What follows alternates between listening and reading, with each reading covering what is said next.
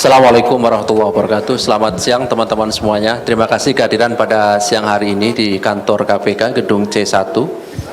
Siang hari ini kami KPK khususnya di Dewan Pengawas KPK akan menyampaikan update terkait dengan pengaduan masyarakat yang diterima oleh Dewan Pengawas KPK, dan sebagaimana yang sering kami sampaikan, setiap aduan pasti kemudian ditindaklanjuti, dan siang hari ini update itu akan disampaikan oleh Dewan Pengawas KPK yang hadir pada siang hari ini, kecuali Prof. Isa, beliau belum sempat bergabung dengan kita. Nanti akan disampaikan update perkembangan dari pengaduan masyarakat dimaksud oleh Pak THP, Ketua Dewan Pengawas KPK, dan setelahnya seperti biasa kami beri kesempatan kepada teman-teman jika ada pertanyaan, nanti sebutkan nama dan kemudian dari mana medianya serta pertanyaannya apa. Setidaknya 3 orang nanti kami beri kesempatan untuk bisa bertanya. Kami silahkan Pak THP untuk menyampaikan beberapa hal dimaksud. Baik. Assalamualaikum warahmatullahi wabarakatuh. Salam sejahtera dan selamat siang untuk kita semua. Yang saya hormati teman-teman jurnalis, rekan-rekan pers. Siang hari ini kami akan menyampaikan update daripada pemeriksaan kami terhadap dugaan pelanggaran etik yang dilakukan salah seorang pimpinan, dalam hal ini Ketua KPK yang nonaktif. Baik, sebagaimana diketahui bahwa kami sejak bulan Oktober kemarin ini sudah melakukan klarifikasi terhadap laporan masyarakat yang berhubungan dengan dugaan pelanggaran etik yang dilakukan Ketua Nonaktif Pak FB. Kami telah memeriksa kurang lebih 33 orang, termasuk pelapor, termasuk juga yang dilaporkan, termasuk berbagai-bagai saksi internal maupun eksternal, serta juga pemeriksaan ahli. Dalam melakukan klarifikasi, kami juga berkoordinasi dengan Polda Metro Jaya. Nah, pada hari ini, tadi pagi, kami sudah melakukan pemeriksaan pendahuluan. Pemeriksaan pendahuluan ini dibahas oleh 4 orang dewas. Ini kami. Kebetulan Pak Isa berhalangan hadir. Beliau setahu saya masih di Singapura mungkin karena pemeriksaan kesehatan. Dari hasil kesimpulan pemeriksaan pendahuluan yang kami lakukan terhadap semua orang yang sudah kami klarifikasi, bahwa ada beberapa dugaan pelanggaran etik yang akan kami lanjutkan ke persidangan etik, yaitu perbuatan yang berhubungan dengan pertemuan antara Pak FB dengan Menteri Pertanian Syil.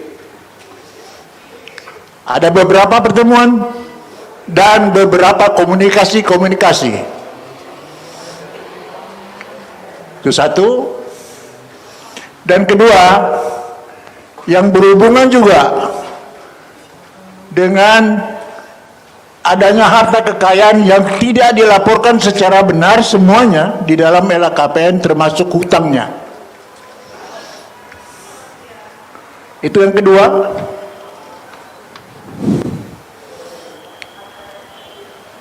Dan ketiga juga ada yang berhubungan dengan penyewaan rumah di Kartanegara.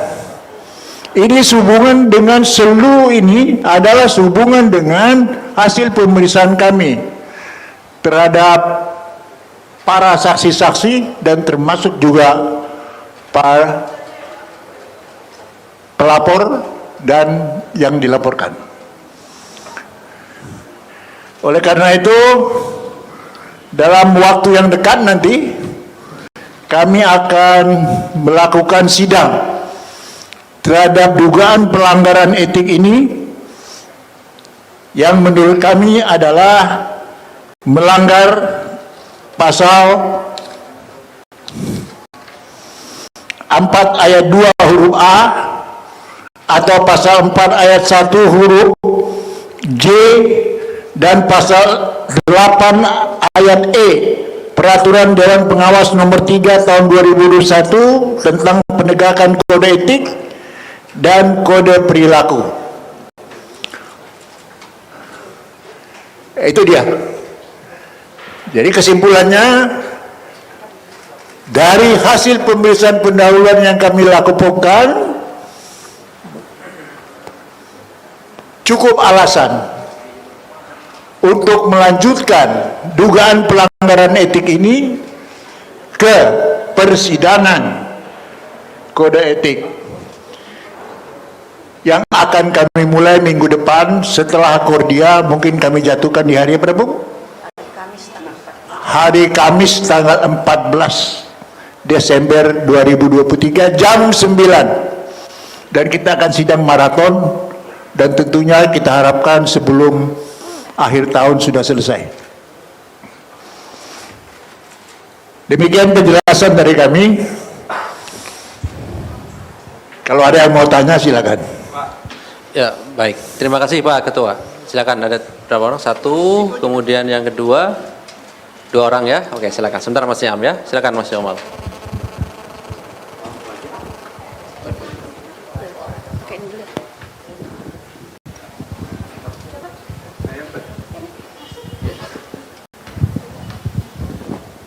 Selamat sore semuanya, saya Yomal dari suara.com. Pak Tumpak ingin nanya, ini kan ada beberapa hal yang disebutkan naik ke persidangan etik. Nah, yang ingin saya tanyakan, kalau nggak salah kan ada juga tuh laporan terkait dugaan pemerasan tuh. Itu apa pertimbangan Dewas nggak naik ke sidang etik apa ya? Itu aja sih Pak, terima kasih. Oke, terima kasih. Selamat sore Pak Tumpak, saya Niam dari kompas.com, izin. Mau menanyakan sejauh mana sih koordinasi dengan pihak Polda Metro Jaya gitu ya terkait hal ini, dan kemudian kan di Polda kan masih running ya, masih berjalan terus terkait penyidikannya, kayak yang terbaru kemarin menggeledah apartemen kayak gitu yang katanya milik Pak Firly, tapi ya di LHKPN kan tidak disebutkan kayak gitu. Nah, terus Dewas itu bagaimana terkait katakan pencocokan data dari Polda dengan LHKPN ya gitu. Soalnya kan saya juga dengar kata Pak Pahala kalau barang sewa gitu, misal rumah sewa itu kan emang nggak masuk dalam LHKPN tapi dalam laporan pengeluaran tahunan ya gitu ya. Ya mungkin itu bisa dijelaskan lebih detail lagi. Terima kasih. Oke, terima kasih Mas Niam. Terakhir saya beri kesempatan 1 orang lagi, silakan. Yogi ya. Oke.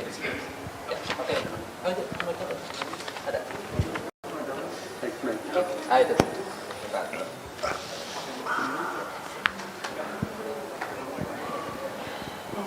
Mana lagi? Udah, cukup. Ada 1 lagi.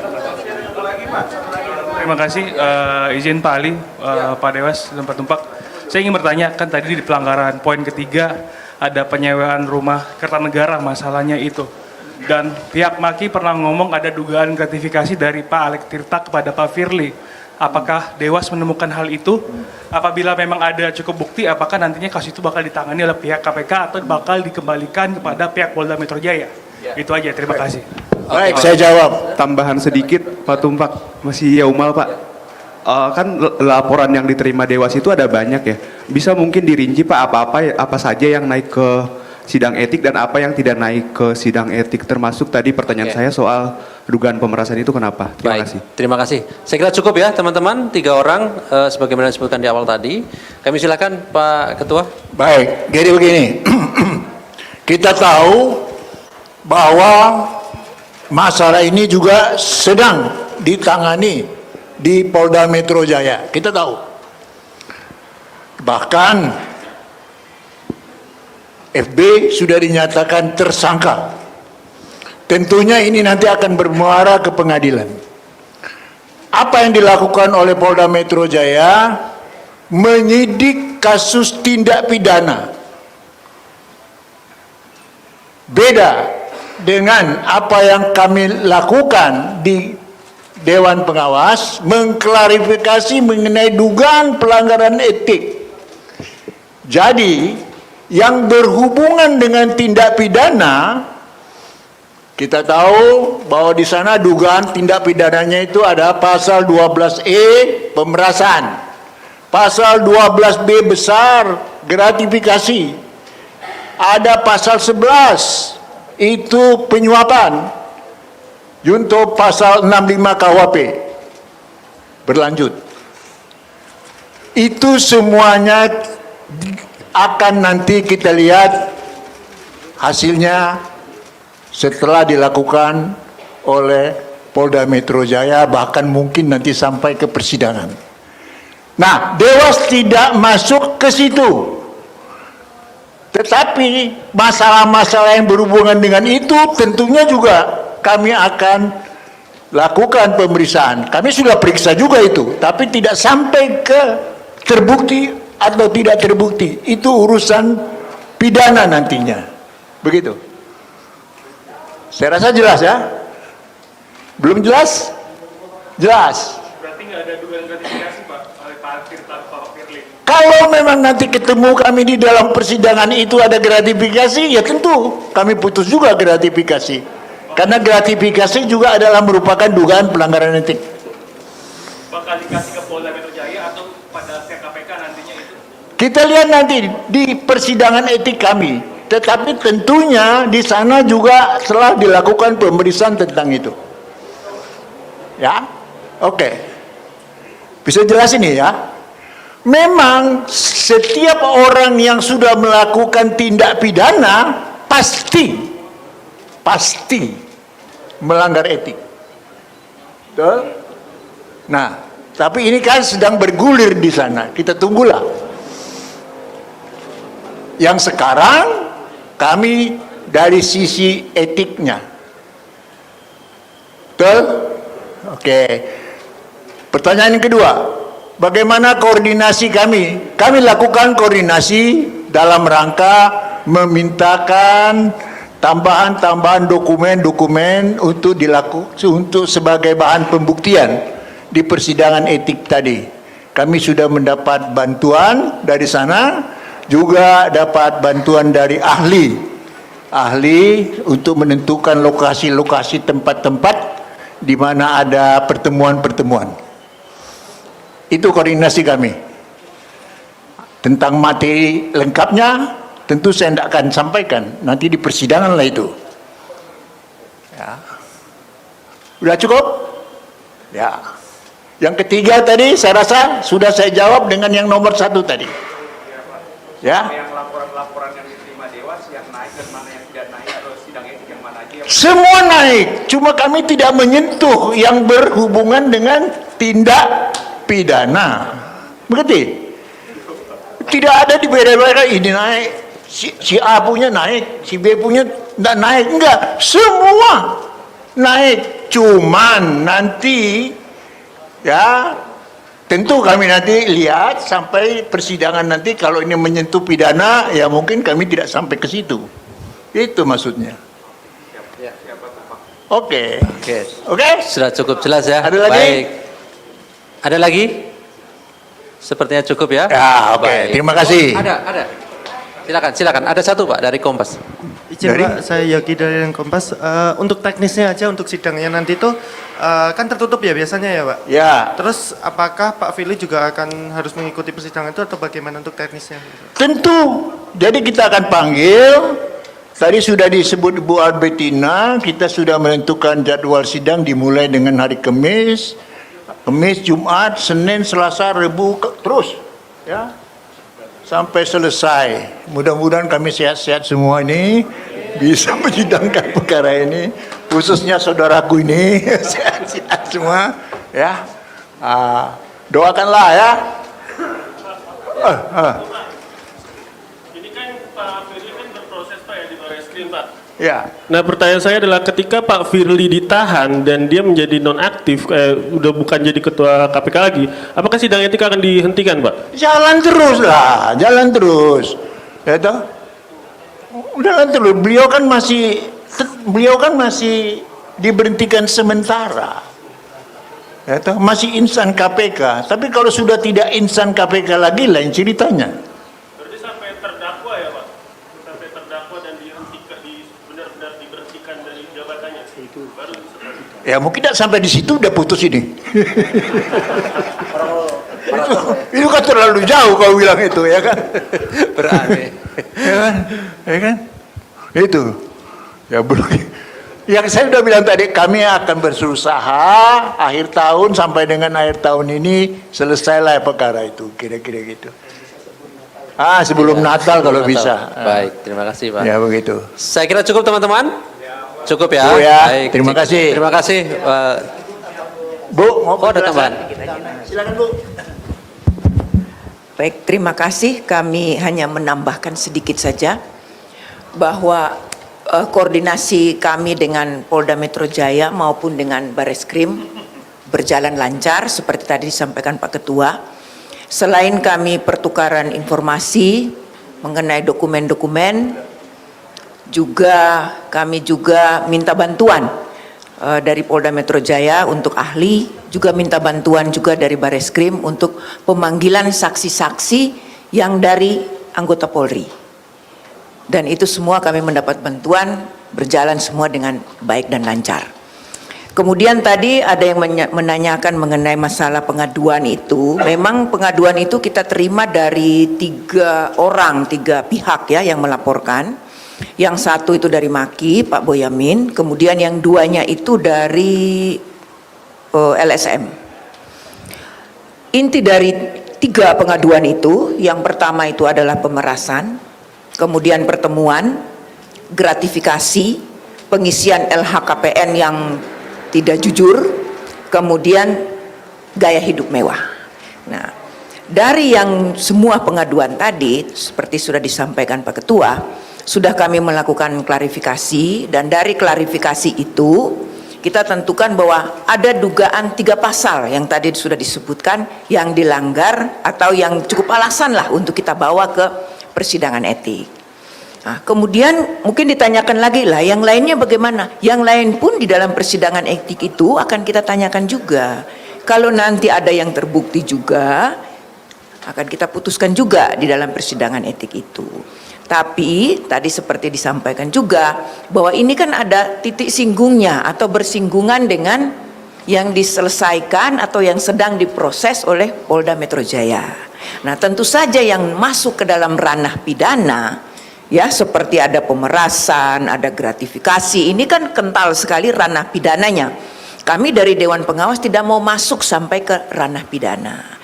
Ranah pidana itu biarlah Polda Metro Jaya yang memproses dan menyelesaikan. Kami cukup menyelesaikan dari sisi atau dari sudut pandang etiknya saja.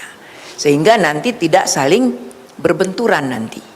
Masing-masing ada kewenangannya, masing-masing ada bidangnya. Nah, kita selesaikan sesuai itu di masing-masing saja.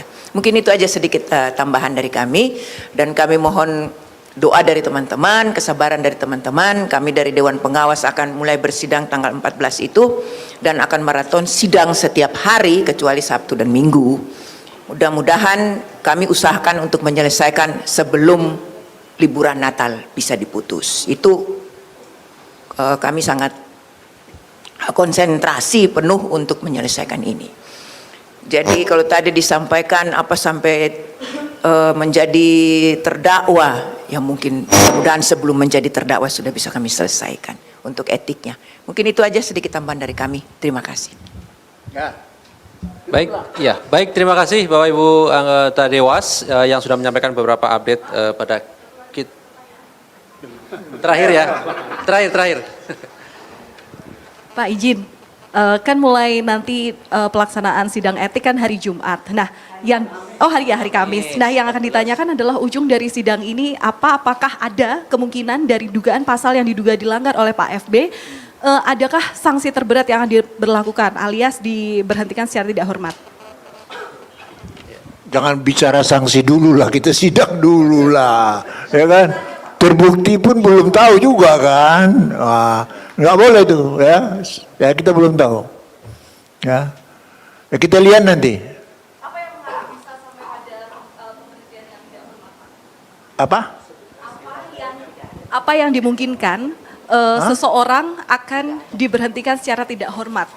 Tidak ada pemberhentian dengan tidak hormat di dalam sanksi etik kami. Paling berat adalah kita minta dia mengundurkan diri. Itu terberat sekali. Iya. Oke? Nggak ada, saya nggak punya kewenangan untuk memberhentikan dia.